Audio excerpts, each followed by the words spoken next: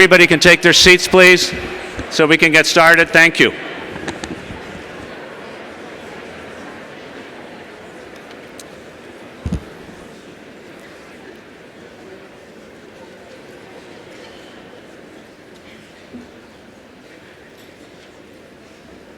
Good evening. I'm Ivo Dalder, the president of the Chicago Council on Global Affairs, and it is my pleasure to welcome our audience here in Chicago and viewers from around the world who are joining us through our live stream. These are turbulent times for our nation and for the world, and the responsibility of stewarding our nation through these rough seas in the past 4 years has fallen to our Secretary of State, John Kerry. He has done so admirably and tirelessly. We're therefore especially delighted to welcome Secretary Kerry here tonight to deliver the Lewis B. Sussman Lecture and to hear his reflections on American leadership in a world of opportunity and of risk. The Chicago Council on Global Affairs is a fitting platform for these reflections. For almost a century, the Council has provided an independent, nonpartisan platform to promote global understanding and active U.S. engagement in the world. And we will do so again tonight.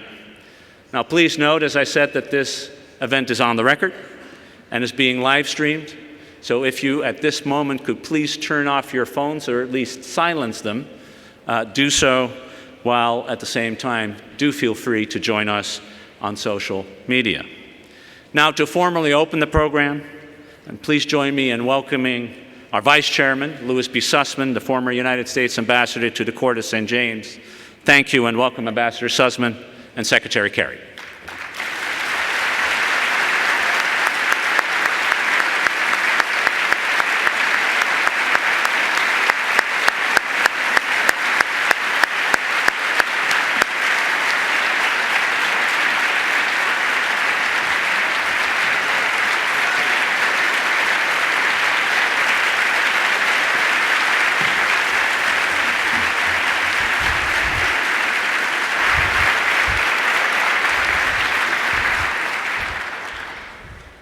Good evening. It is a great honor to have Secretary Kerry here tonight to address the Chicago Council of Global Affairs and to welcome him to Chicago, the home of the National League champions, Chicago Cubs.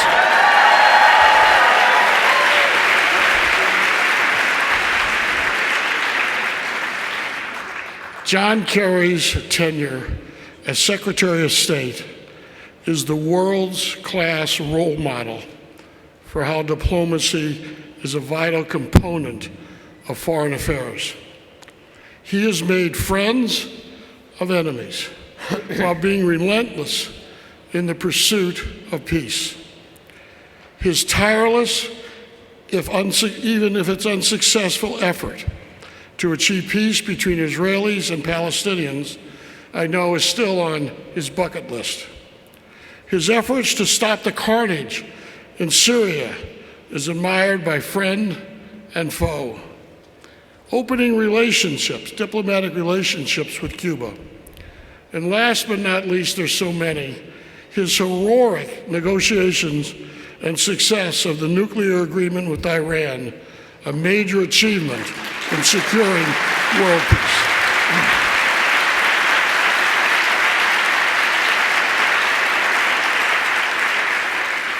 Diplomacy runs deep in John Kerry's DNA.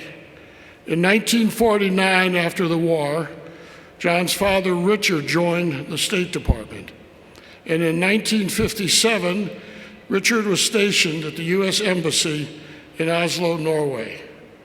John's dedication to power of diplomacy was learned at the feet of his father. Throughout his government career as a senator, chairman of the Foreign Relations Committee, and now as Secretary of State, his commitment to diplomacy always grows every day. I have had the good fortune to be associated with John for over 34 years, starting when he first ran for the Senate. From day one, Senator Kerry's desire and dedication to make America better is broad-based. It's broad-based in his advocacy for the environment, for globalization, for free and fair trade, and his understanding that America's leadership in the world is a necessity, not an option. A war hero with bronze and silver stars and 3 Purple Hearts, a legislator and Secretary of State, he leads from the front. He is also, I can tell you, a dedicated father and grandfather. Secretary Kerry's can-do attitude, his refusal to give up, his Herculean energy, and his keen intellect makes him one of the finest Secretary of States in the history of our country. So it is with great affection and admiration, it is my honor to introduce and welcome to Chicago Secretary John F. Kerry of the United States of America. Appreciate it. You got it.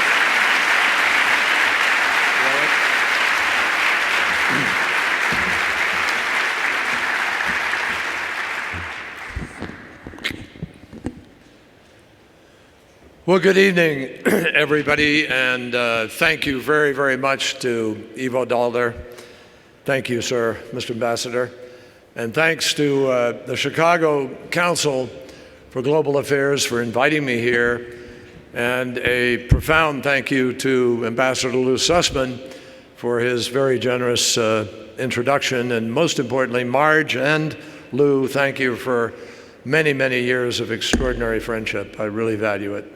I think everybody is grateful for the service of both of these ambassadors. Thank you. With respect to my being here, I have to tell you, I was surprised that you guys showed up, given the Cubbies. I figured that I was surprised at the generous welcome because I thought the only people who would come would be White Sox fans.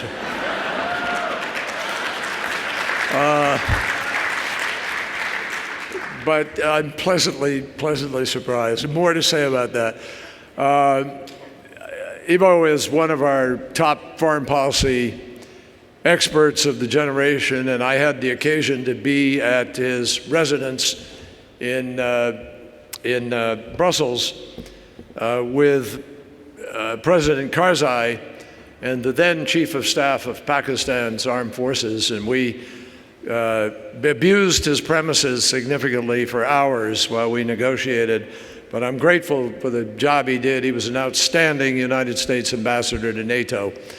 And Lou, folks, if you don't know it, is a Chicago fixture. He's a former emissary to the United Kingdom, to the Court of St. James, a lawyer, a businessman, and as I mentioned, a longtime friend. He is also one of those very irritating people who, no matter what he tries, he succeeds at it. So Ambassador Daalder and Sussman, you guys make a great team. And my deepest respects to you, and thank you for continuing with the Council in providing leadership. We really appreciate it.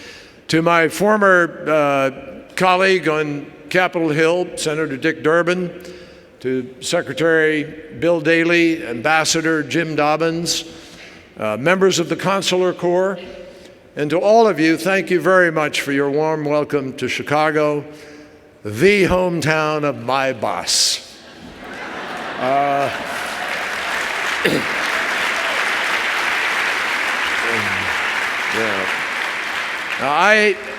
I'm not saying this for your consumption. I say it anywhere and everywhere.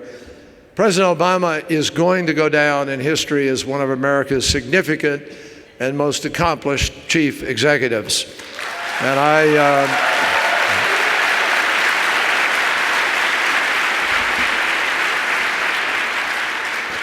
and lucky guy, he's only in his 50s. He's got a lot more to contribute to the country, so we're all lucky. And over the years, I have heard President Obama talk a lot about Chicago, as you can imagine. And I am sure he has heard me, as a champion of Boston, complain about Chicago's unconscionable kidnapping of Theo Epstein and John Lester, Envy is a terrible thing, folks. We all know that for many decades, Boston and Chicago were linked by an evil curse, hatched by demons dwelling thousands of miles beneath the Earth's crust. And a dozen years ago, with Theo's help, Boston broke from the spell.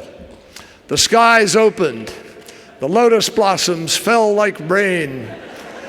And because some of you may be superstitious, which actually means all of you are superstitious, I will say no more except to say, forget about yesterday.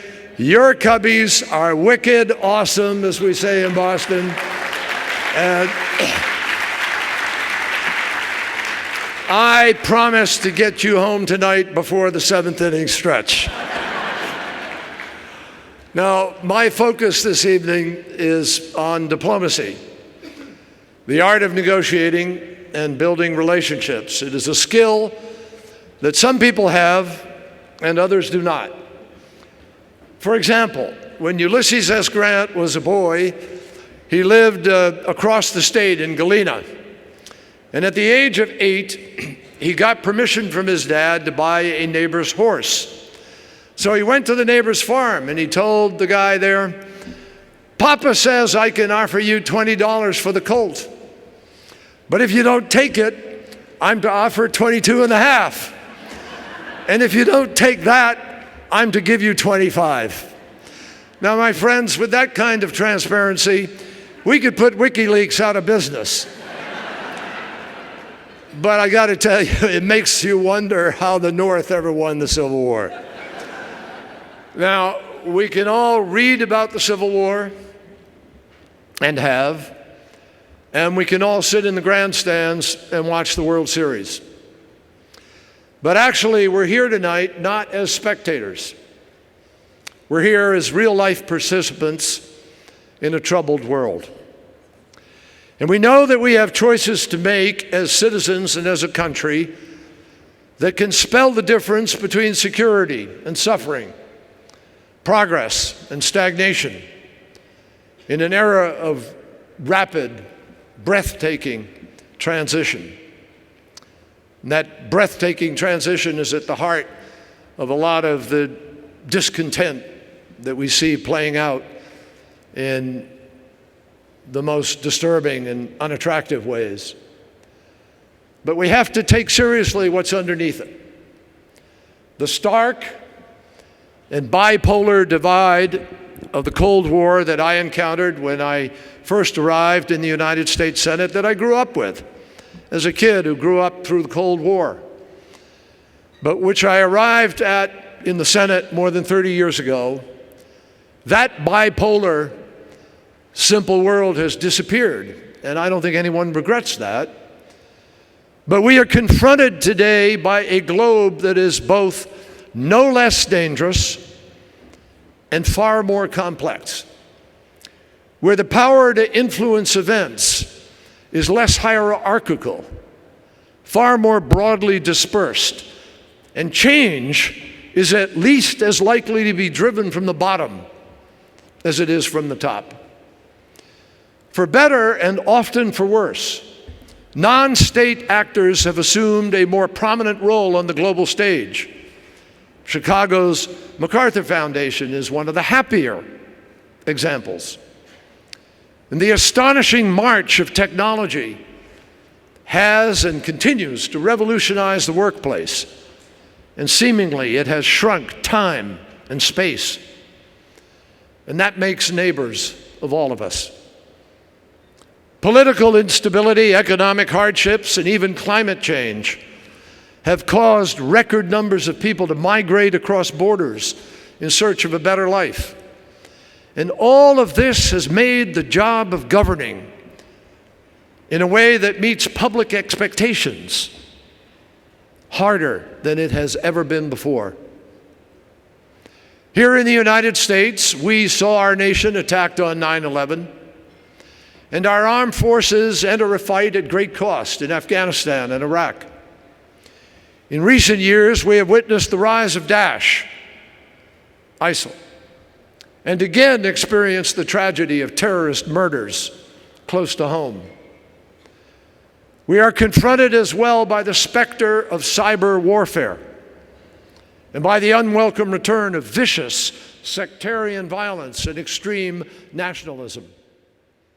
It is little wonder that some yearn for what seems like a far simpler time. But it would be foolish to think that we can move ahead with our eyes firmly fixed on the rearview mirror. International challenges can't be wished away, they can't be ignored. They have to be met with honesty and determination and confidence. And that is the approach that our country, at its best, has always taken. As a famous son of Illinois once said, optimist is just another name for an American. And I agree on at least this point with Ronald Reagan.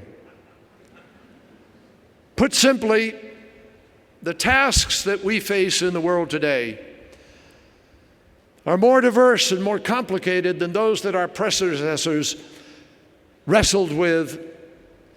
And frankly, our strategies have to reflect that, and they don't always.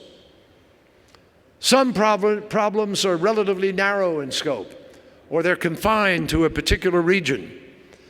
But a few, such as those that are posed by poor governance, of which there is far too much in this world right now, corruption, climate change, violent extremism.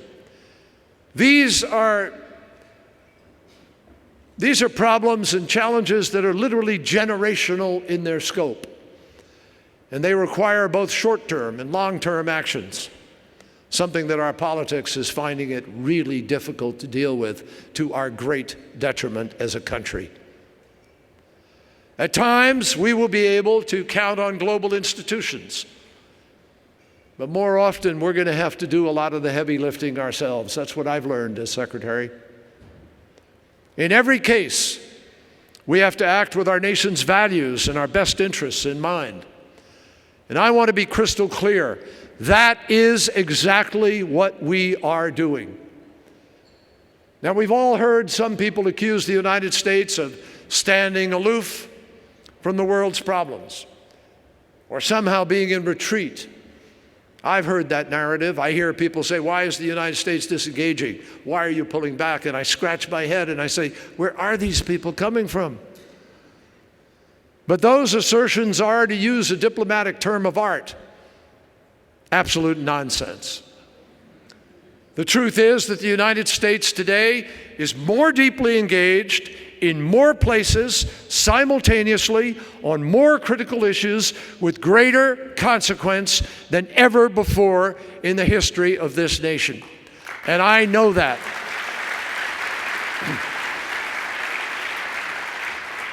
Now, let me run through that a little bit, so it's not just a sentence, it's not rhetoric.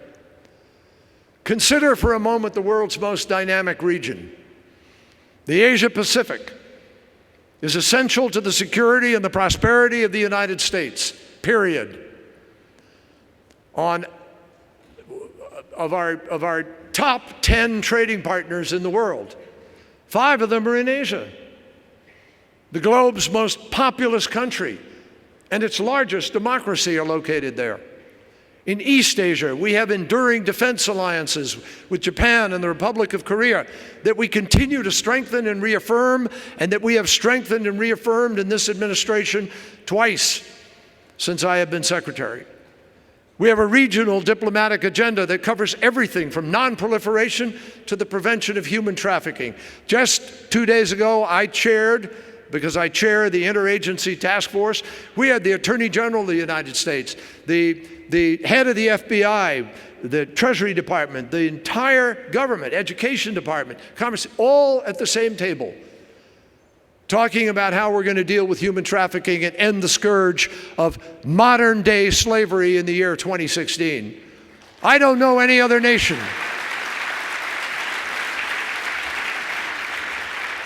You tell me what other nation has every arm of its government sitting around the same table on the same day, wrestling with a global international issue and offering leadership as we have been on the issue of trafficking. Young women who are sold into slavery and sex traffics. A young man with a shackle around his neck that the New York Times chronicled so effectively, who was 2 years at sea, shackled to a boat where he was made to fish illegally and as a slave. You can run through 27 million stories, folks. I don't know them all, but I know that each is as horrible as the other, and so do you. And these are people who are powerless, people for whom it is only a country like us that is willing to work to try to stand up and bring them out of the shadows and liberate them, that we are their only hope, their only possibility of survival in situations where otherwise they might be forgotten to anybody and everybody, a speck of history that disappeared in some horrible moment that we don't even witness. We are cooperating with local and world leaders to restrain North Korea's dangerous nuclear program. And we're adding muscle to one of the toughest economic sanctions regimes ever imposed. And we led the effort to achieve that. We consult regularly with regional partners to prevent misunderstandings that would lead to even greater tensions in the South China Sea. And we are helping to guide Myanmar's historic transition from global outcast to emerging democracy. Just yesterday, I met with leaders from Vietnam to deepen our ties to a one-time adversary with whom we have found areas of common ground that not long ago would have seemed literally unimaginable. Yesterday, I sat across a man who told me he fought in Quang Tri in the north of Vietnam while I was in the south.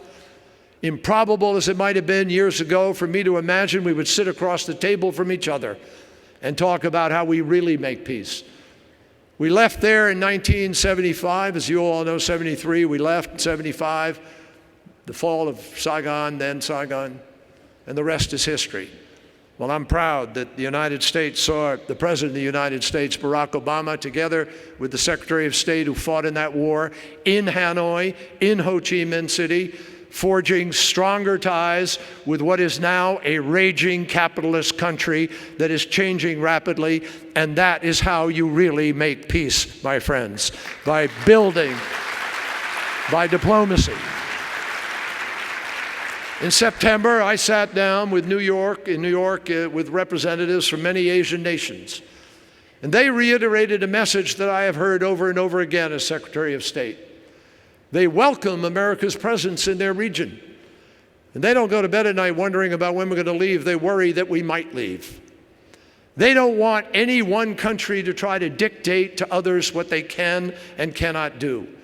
And they see the United States of America as a balancing and stabilizing force. But they're also concerned about what the future is going to bring.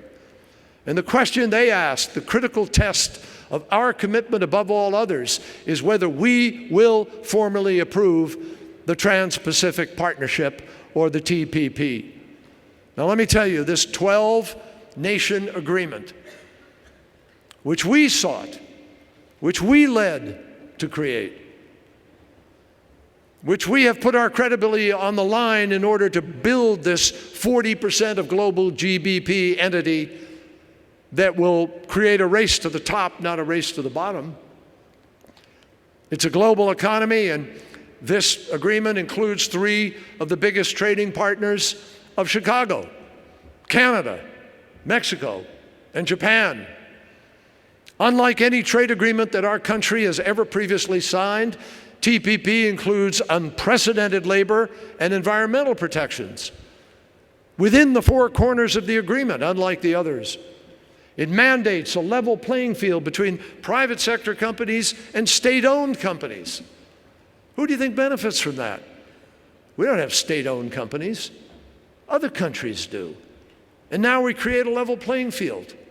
And provided Congress approves it, This pact will abolish 18,000 foreign taxes on American goods and services, making it easier for our farmers, our ranchers, and our business people to be able to export overseas. That is why the TPP is both a good deal for the American economy and it is a litmus test of our country's capacity to lead. Make no mistake, if we're going to live up to our responsibilities in Asia, if we're going to treat our partners with the respect that they deserve while earning their respect at the same time, and if we're going to do what is necessary to protect our interests, we have to maintain a steady and a reliable presence in that region. And I just share with you, our involvement can't be in one sector and then not in others. Can't focus on one country and not be inclusive. We can't focus on security at one moment and then ignore the economic dimension.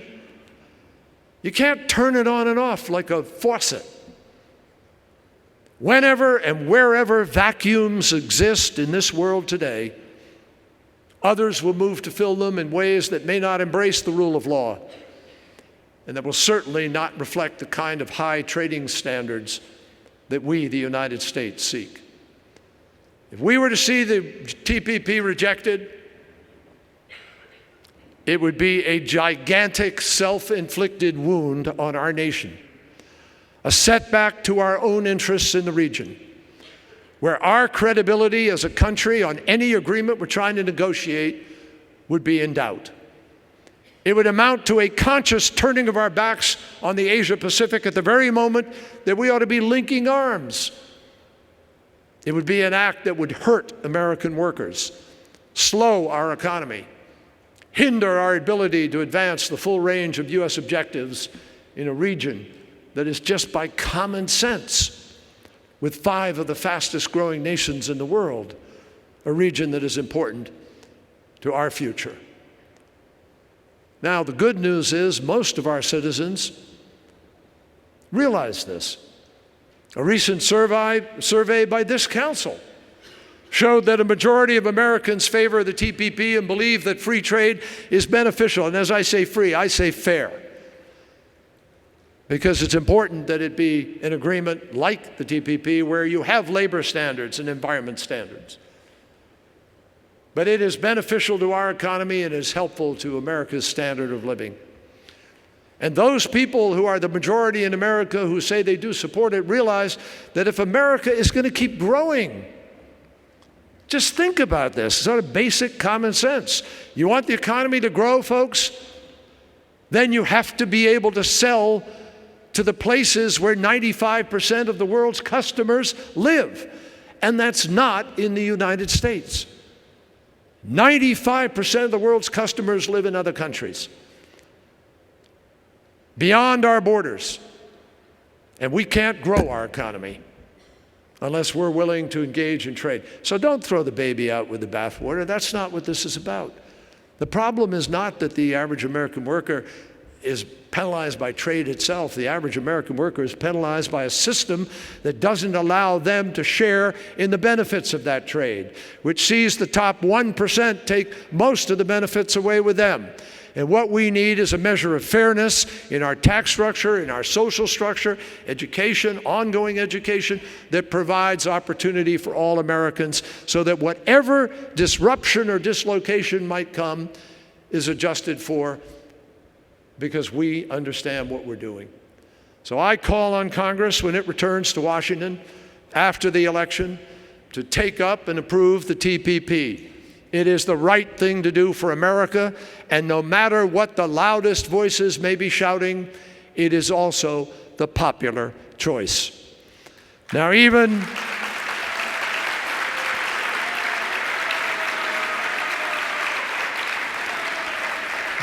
as we demonstrate sustained leadership on the rebalance of our national security policy towards the Asia-Pacific, we have to confront a lot of other tests as well. And none is more urgent than responding to the threat that is posed by violent extremists.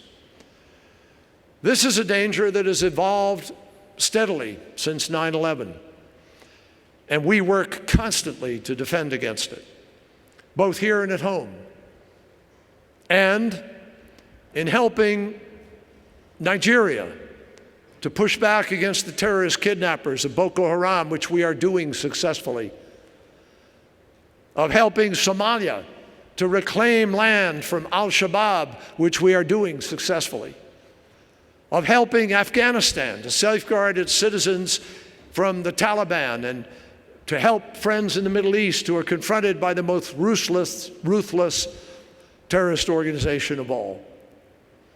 I want you to think back to the summer of 2014. Ask yourself, who's retreating? In 2014, Daesh terrorists were rampaging across Syria and Iraq. And you remember seeing on TV the Toyotas and the black flags and the sweeping columns moving through town after town, plundering cities, murdering and torturing the innocent, and claiming to establish a caliphate that would rule all Islam. We heard dire predictions that Baghdad was about to fall, and that young people from every single corner of the globe were going to flock to Daesh to kill and die in the name of hate. It was a time to provide leadership. And that is exactly what President Obama did when he ordered U.S. planes to engage and bomb those terrorists and help rescue an endangered group of Yazidis on Mount Sinjar in northern Iraq, where we stopped a slaughter from taking place. We led the effort to mobilize a diverse coalition that now numbers 67 countries. And together with our partners on the ground, we took on the terrorists and began to liberate the cities that they had occupied: Kobani, Tikrit, Fallujah, Ramadi, and more. And today, the citizens who were driven out have returned to those communities.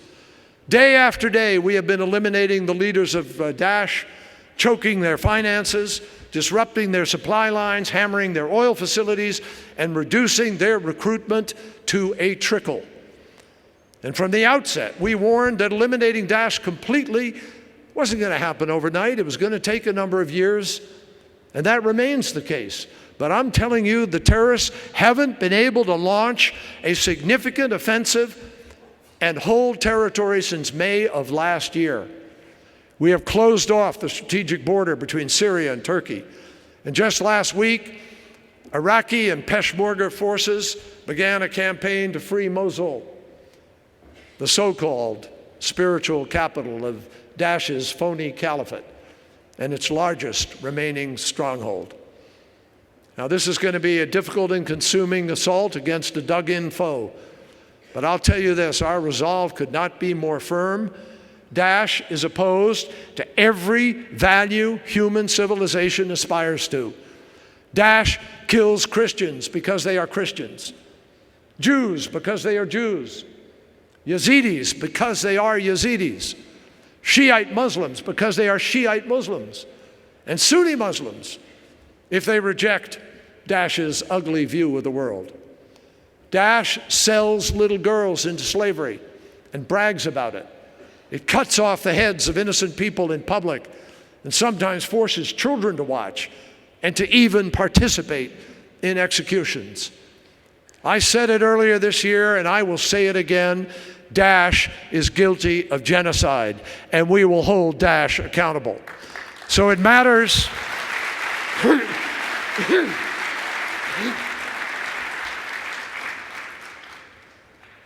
So my friends, it matters that every time we defeat these terrorists in one place, we seize files that help us disrupt the networks that they're trying to establish in others. We learn more about how Daesh operates and who is aiding or conspiring with them. You know, no one hears much about the attacks that don't happen. We're glad. We like it that way. But by sharing information, our coalition is helping to deter and break up plots on a regular basis before anyone gets hurt. We're also engaged in a nonstop effort to rebut the lies that fuel propaganda. Here, too, we are making gains. Daesh's presence on the social media has plummeted and it has become apparent that its pledge to create paradise on earth is crumbling into a handful of dust. So here's the bottom line. Because of the determined use of our diplomacy, backed by our armed forces, and the commitment of our partners, and the leadership that we have provided, we are going to win the fight against Daesh. And we are going to prevail without altering the nature of our societies, without succumbing to bigotry, without closing our borders, without betraying the democratic values that terrorists have vowed to destroy. We will also persist in our effort to find a diplomatic solution to the conflict in Syria. And I believe we will find a way to ultimately end the most severe humanitarian crisis since World War II. It is a crisis, I might add, that is not going to be solved by just writing checks for refugees. We're the largest donor in the world to the Syrian refugees. But what we have to do is stop the flow of refugees. We have to end the war. And this is as complicated a bit of diplomatic business as I've ever seen. The situation in Syria is made worse by the multi-sided nature of the fighting, as well as the utter depravity of the Assad regime. And there are so many different forces there, but precisely because the war is so complex, clear principles are required to end it. And because some outside powers have been playing an unhelpful role, international cooperation is essential as well. That's why a year ago, we, the United States, brought together a group of stakeholders, the International Syria Support Group. It includes every single country that is involved in the conflict, including Russia and Iran. And some people say, well, why are you sitting at the table with those guys? Because they're involved. Because without them being part of the solution, they are part of the problem. Each and every one of those countries promised to support a cessation of hostilities, the unfettered delivery of humanitarian aid, and negotiations that would lead to a political transition. Now, these remain the right principles for ending the war. But as the world knows far too well, the promises made on paper have not yet been matched by actions on the ground. And this failure to keep faith has been both deeply tragic and unbelievably frustrating, piling misery on top of misery and squandering opportunities for progress when they're staring us right in the face. And despite the many setbacks, my friends, there's a simple reality. The need for diplomacy remains, because the fact remains that a military solution, in the judgment of most people, is simply not possible. At least not if Syria is ever to be a whole country again. This is complicated because there are many wars taking place simultaneously in the same place. Kurd on Kurd, Kurd on Turkey, Iran versus Saudi Arabia versus Iran, Iran and Hezbollah versus Israel versus us and those who have labeled Hezbollah a terrorist organization. A lot of people against Assad. The whole world against Daesh. Daesh against Assad and civilization and everybody else. Shia versus Sunni.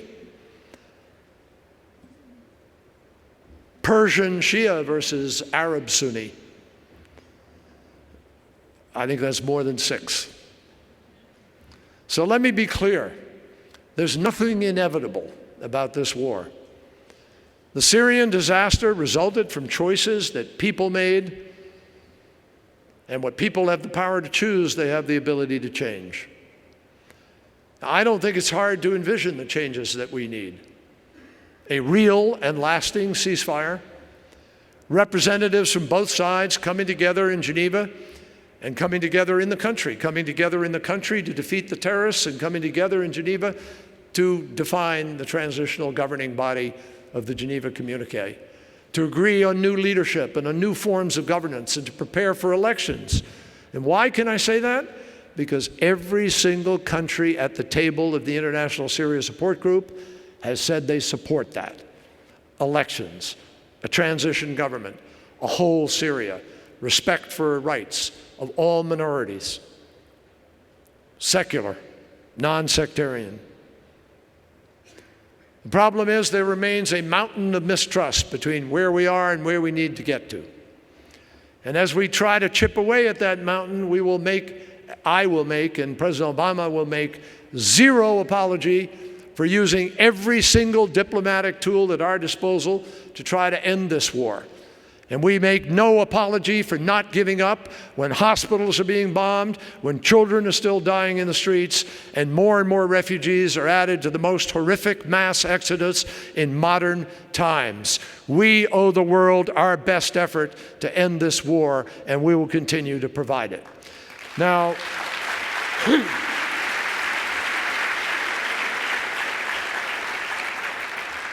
the impact of our diplomacy is also being felt in Europe, which is in the process of responding to an array of economic and other dilemmas, including the influx of refugees from Syria and from the Middle East, from Afghanistan, from Africa, and the decision, of course, by Great Britain to leave the European Union. And we take these concerns very seriously, but they don't diminish our faith in the future of the European project or the resilience of the transatlantic partnership. I was in Brussels earlier this month, and I found that the sense of common purpose across the Atlantic is being demonstrated every single day. The United States and Europe continue to maintain tough economic sanctions against Russia because of its aggression in Ukraine. And our unity has been made even stronger by Russian President Putin's repeated efforts to interfere in the functioning of our democratic systems. In July, at the NATO summit in Warsaw, we agreed to bolster our security efforts in the Baltics and in Central Europe, and we're doing that. We're emphasizing energy diversification, helping to lead countries that have a one-place energy source and try to diversify for them in order to avoid the potential of being exposed to economic blackmail. And as I've said clearly on both sides of the English Channel, Brexit does not alter in the least America's unwavering commitment to a strong Europe, a strong United Kingdom, and close diplomatic cooperation on matters of importance to all of us. One illustration of that kind of diplomatic cooperation was the nuclear agreement that was referred to in Lou's introduction regarding Iran. The Joint Comprehensive Plan of Action would never have gotten off the ground without firm European support for the sanctions that helped to bring Iran to the bargaining table. And that support was critical because before negotiations began, Iran had developed the ability to produce enough fissile material for a nuclear bomb in just 2 months. In fact, they had enough nuclear material for 12 bombs. That's where we were. The clock was ticking. So we made the decision to negotiate, and it is a good thing we did. Under the plan that we reached, Iran agreed to ship 98% of its enriched uranium out of the country, to shut down 2/3 of its centrifuges, to take the core of its plutonium nuclear reactor and fill it with concrete, rendering it unusable forever. And they acceded to a state-of-the-art, rigorous verification regime. Now, as we know, this was a contentious debate here in this country, and many people argued against negotiating with Iran, let alone coming to an agreement, saying it would be a terrible mistake. I'll tell you, to my core, I still believe they were and are wrong. The Iran agreement wasn't a miscalculation. It has made the whole world safer. And it shows the value of diplomatic engagement, even and perhaps especially when the governments involved disagree with another on as many issues as we did. When we came together to begin this negotiation, we hadn't even talked formally to an official of Iran in 35 years. Now, I'm not standing here pretending to you that diplomacy can solve every problem. It can't. But the peaceful breakthroughs that it can provide are well worth the attempt. Nothing has ever been accomplished by an unwillingness to try. And I've always said I'd rather be caught trying. Our diplomacy is also making a difference on global issues. And at the top of that is the historic progress that we are now beginning to make with regard to climate change. Here in Chicago, as elsewhere around the world, you've experienced record high temperatures. If the present trend continues, average thermometer readings in the Midwest are going to reach those traditionally associated with the Deep South. Each last month was the hottest month in human history. July, the hottest month in recorded history. May, June, run the list. So much so that the last 10 years add to the fact that not only was last year the hottest year in human history, the last 10 years are the hottest year, of the hottest decade. And guess what? The decade before that is the second hottest in human history. And the decade before that is the third hottest in human history. You'd think with those trend lines that everybody would catch on. But in fact, we had a political party in our country that didn't allow not one single candidate running for president to say anything about climate change. And in the debates that we just had for president, out of 6 hours of debates, vice president and president combined, not one single question was asked about climate change. Now, here in Chicago, you've been responding to this challenge by implementing flood protection measures, by planting trees, by committing to green technology. But for these steps to be fully effective, they're going to have to be matched by a concerted international campaign that is now, because of our efforts, gathering steam.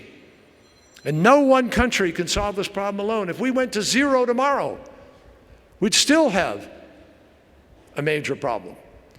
Last December in Paris, the United States joined governments from nearly 200 nations in approving the most far-reaching agreement on climate change ever negotiated. And to arrive at that point, we had to put the environment where it belonged, right at the top or near top of our foreign policy agenda. In 2009 in Copenhagen, I remember being there. The world convened to talk about climate change, but adjourned in total disarray. A famous implosion where the Chinese were involved with the G77 and moving in the opposite direction. So recognizing that, one of my first initiatives as Secretary of State was to prevent that from happening again. I went to Beijing to create, within a month and a half or so of being secretary, we created a bilateral working group in order to see if it was possible for us to find a different way to move forward, with the exact purpose of trying to have our presidents be able to announce the level of reductions that we would jointly engage in. Well, that effort paid off. When in January of 2015, President Obama and President Xi stood side by side in Beijing, representing the world's two largest economies and the two biggest emitters of greenhouse gases, and together we set ambitious targets for action while encouraging other countries to do the same. That is what broke open the possibility of the Paris Agreement. And the Paris Agreement was a diplomatic milestone, but it's still far from the finish line. We began this year hoping to take additional strides. First, we wanted to ensure that enough countries would formally ratify the Paris Agreement so that we could bring it into force by the end of the year. That required a whirlwind effort to gain the approval of cabinets and parliaments, the kind of process that often consumes, ask Ivo or ask Lou, could consume a decade. We did it in 10 months. Our second goal was to map out a path towards carbon neutral growth for the international aviation industry. We achieved that goal in September. And 2 weeks ago, I flew to Rwanda in pursuit of our third goal, a plan to phase down the use of heat-trapping hydrofluorocarbons in air conditioners, refrigerators, and other devices. And this is probably the single most important step that we could take to limit the severity of global warming in ways, because it by itself, if properly implemented, will save 1/2 degree centigrade in the warming of planet Earth. This negotiation also was the product of years of painstaking diplomacy, and it too had a positive outcome. So, as I said earlier, shielding our planet from the worst consequences of climate change is a generational challenge. But in the 3 decades that I have been working on this issue, I have never seen the kind of positive momentum that we have now. Across the globe, leaders from the private sector, from civil society, the scientific community, the religious organizations, and governments at all levels are all together moving in the same direction. Yes, there are still pockets of blindness and denial, some right here in America, as I mentioned. And yes, the agreement does not by itself guarantee that we will halt the temperature increase at 2 degrees centigrade. But by acting boldly on all 3 fronts, Paris Agreement, civil aviation, hydrofluorocarbons, we have sent an unmistakable, powerful message to entrepreneurs and investors everywhere in the world that now is the time to revolutionize the way we produce and use energy. And as I have said many times, the solution to climate change is staring us in the face. It's not something we have to discover in the future. It's here, it's now, it's energy policy. It's moving to make better choices about how we power our transportation, our buildings, our electricity. That's the solution. And the sooner we move to a low-carbon, no-carbon economy, the sooner we will solve this problem for future generations.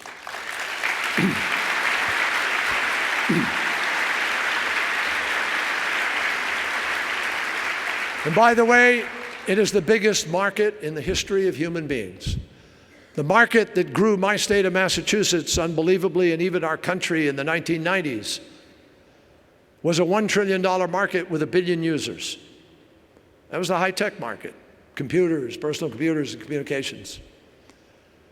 This market is a 4 to 5 billion user market today, going up to 9 billion users. And it's a multi-trillion-dollar market today, and it's going to go up into the 40, 50 trillion mark in terms of investment over the course of the next years. This is the way you put people back to work.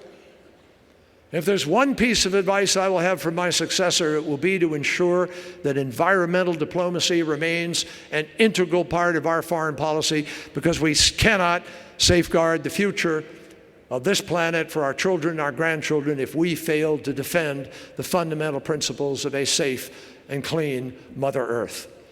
Now, you should know that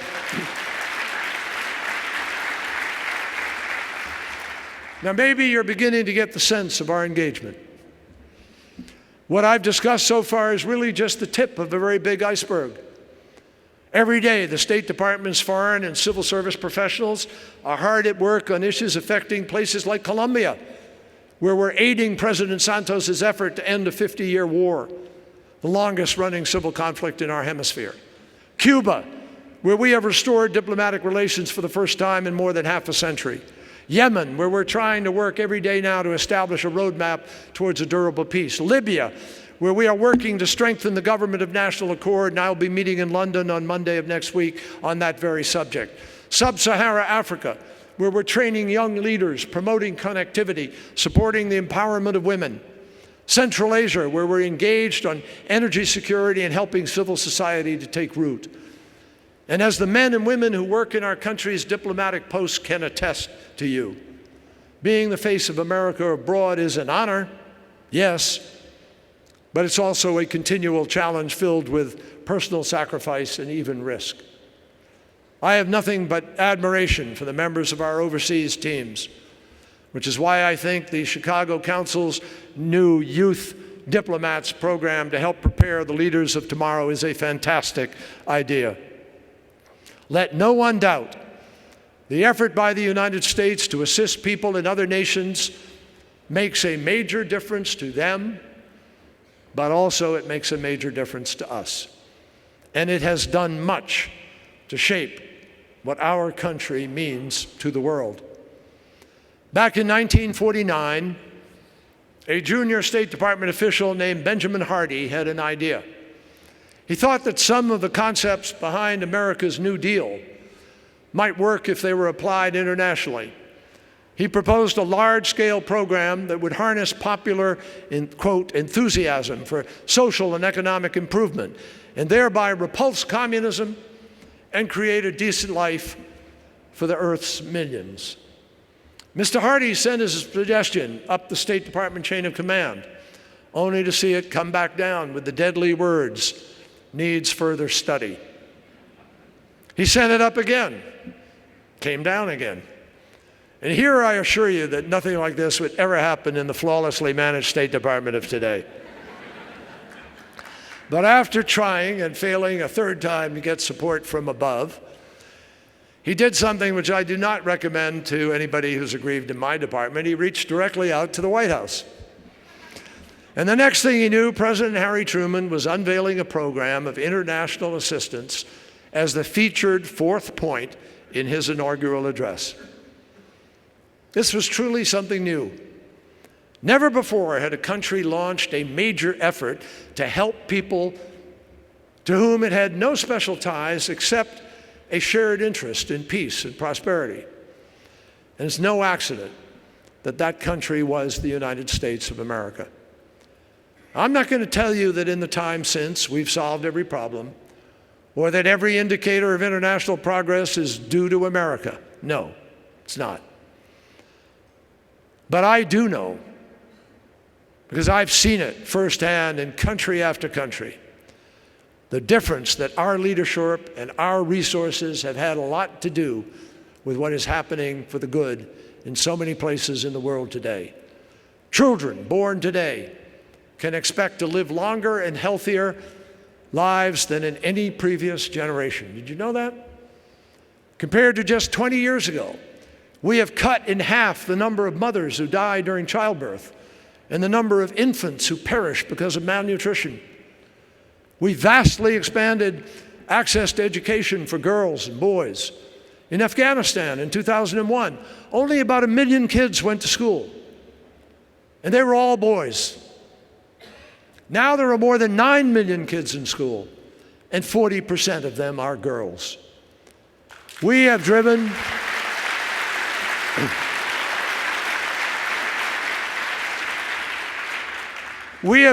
extreme poverty below 10% for the first time in human history.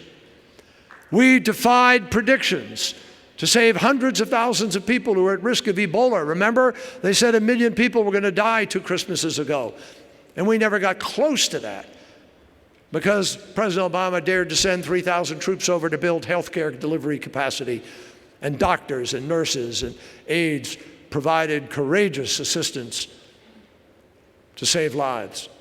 We joined forces with the global health community to turn the tide in the fight against HIV/AIDS. I remember 15, 20 years ago, it was a death sentence, and people didn't even want to talk about it. And now we can look forward, thanks to our program that we put together first in the Senate and then globally, to the first born free from AIDS generation in more than 3 decades.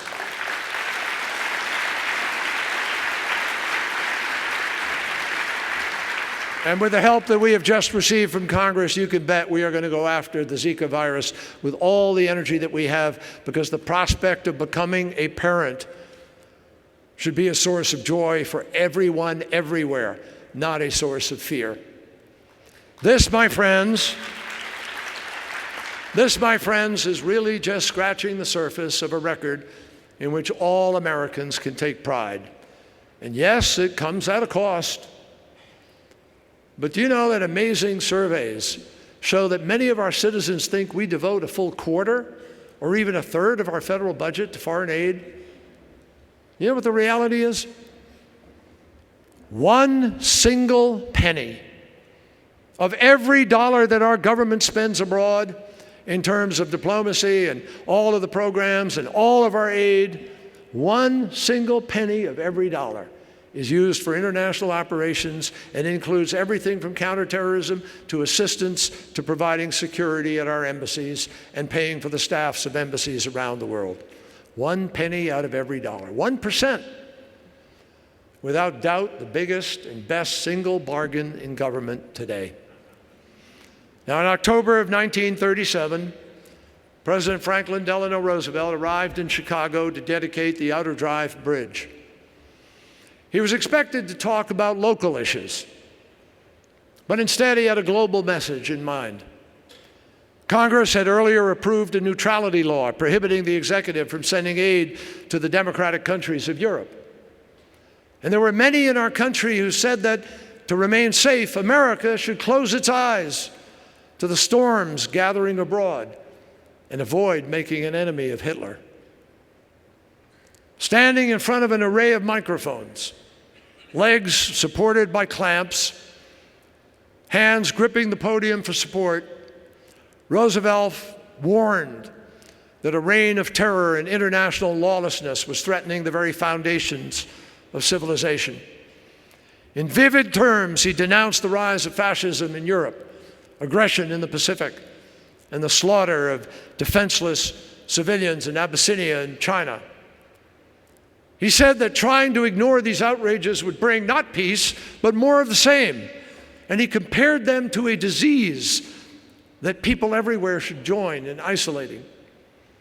FDR's so-called quarantine speech, as it came to be known, was denounced by many as warlike. And his summons to action was rebuffed by the European advocates of appeasement.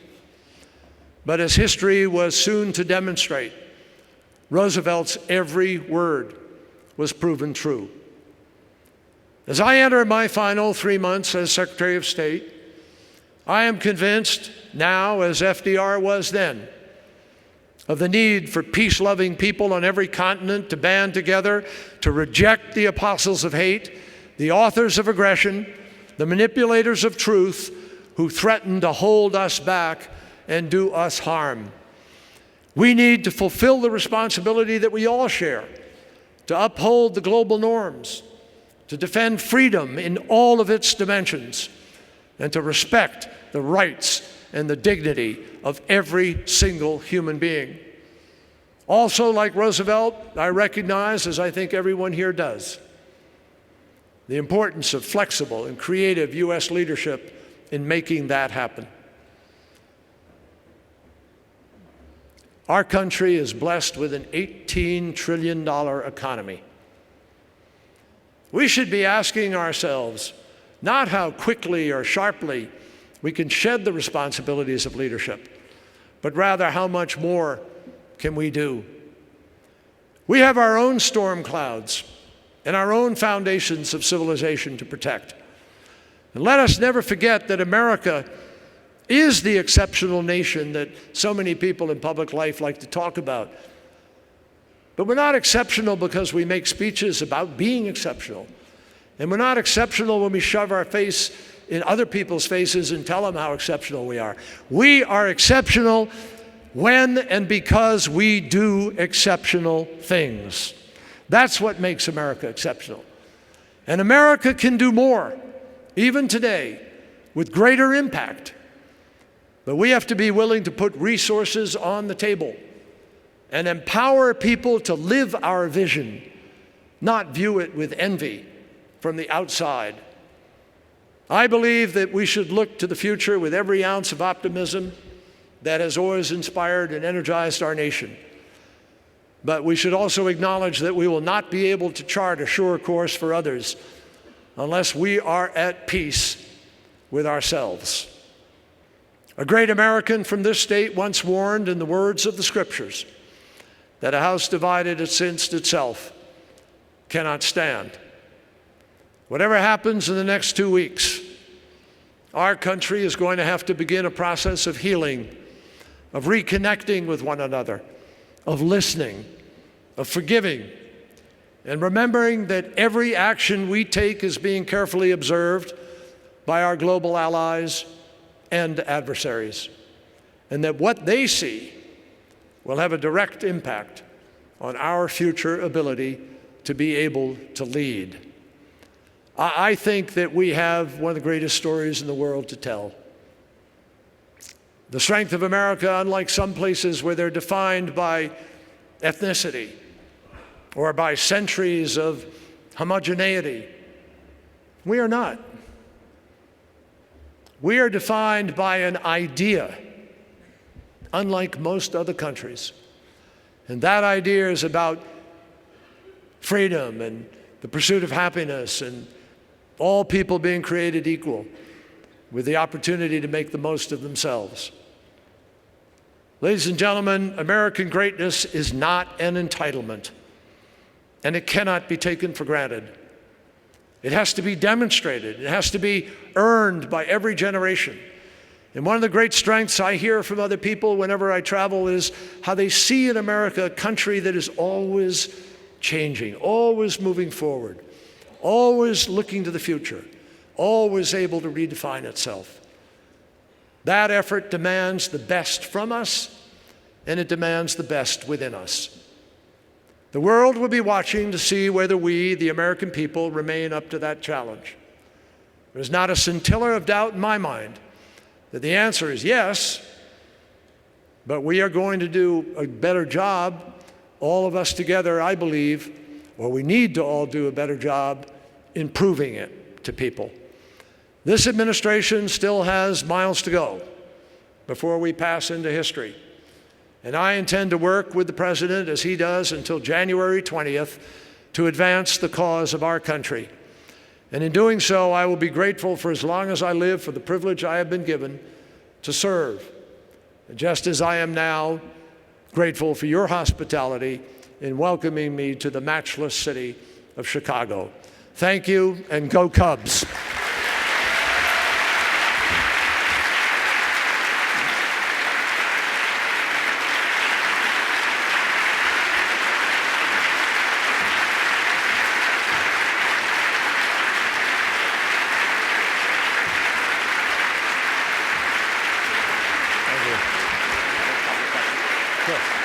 Thank you very much. Thank you. Thank you very, very much. Please. Mr. Secretary, I think I speak for all of us here to thank you for your service and for this really rousing call for continued strong American leadership and engagement in the world. We have a couple more minutes, so we've gotten some questions that we've collected, and I wanted to start with a question of a young man who's a political science student here at DePaul University, who wants to think about his future by asking you something about his past. He asked, how has your experience as a Vietnam veteran influenced you not only throughout your life, but in particularly your service as Secretary of State? Well, it's a great question. Thank you for the question. I did a podcast earlier today with David Axelrod in which we talked a little bit about this. It requires a little bit of biography. When I signed up for the United States military in 1965, not too long after Lyndon Johnson said we need 500,000 troops in Vietnam and the Gulf of Tonkin incident had allegedly happened. And I was like many of my classmates, actually. I was surprised when I went back and looked in our reunion book how many classmates served. And I think it was part of our generation's sense of responsibility, lucky enough to go to a great university, mindful of President Kennedy's call to action that we would bear any price and pay any price, bear any burden, and recognizing we were in the Cold War.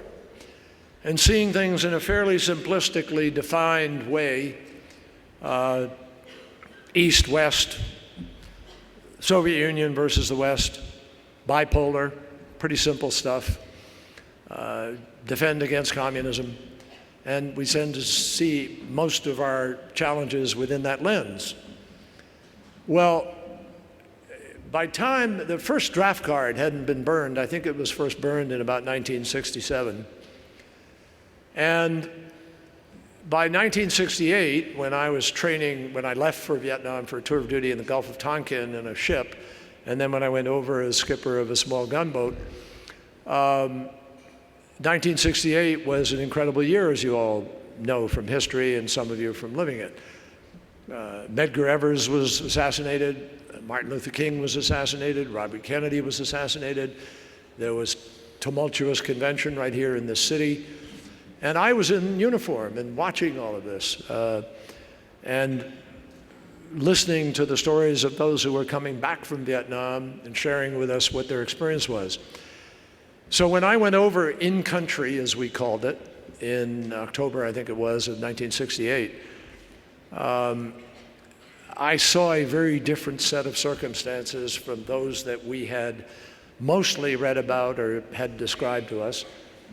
And I really found myself, as we did all of us who were there, wrapped up in a civil war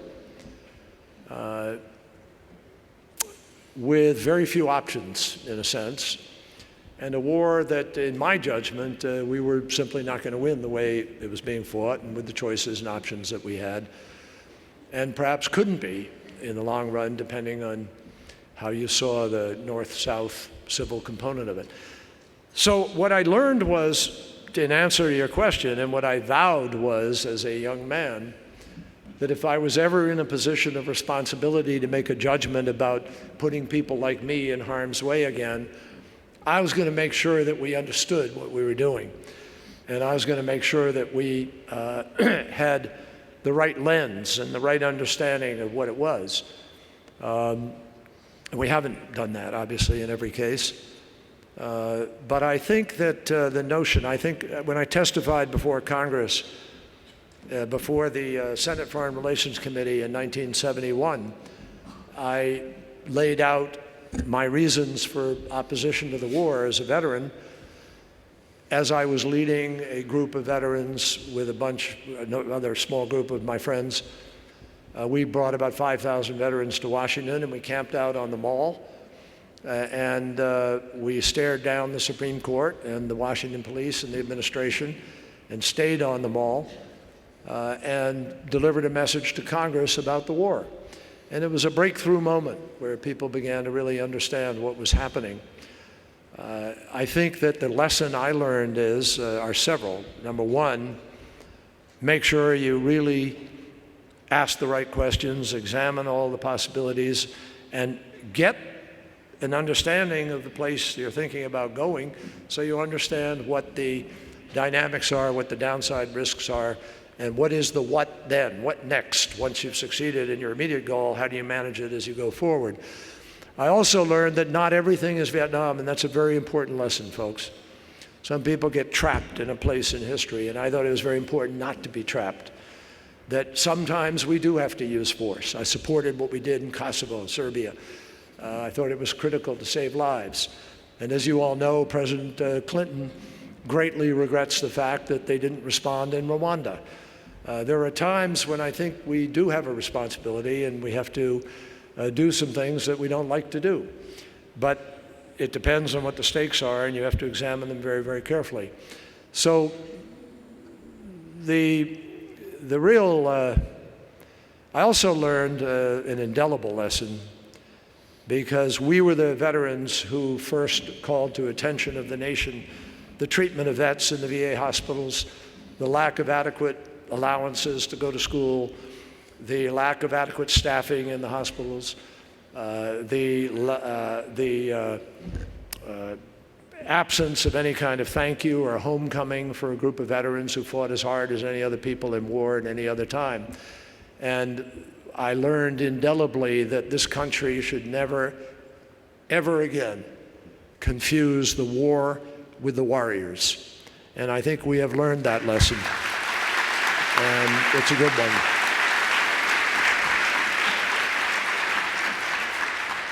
Mr. Secretary, thank you for your service. Thank you for joining us here today. Very much appreciate you coming to Chicago. Particularly on this night, you kept an audience for a long time, that particularly what's going on right now. Do we have a score? Yeah, they're winning.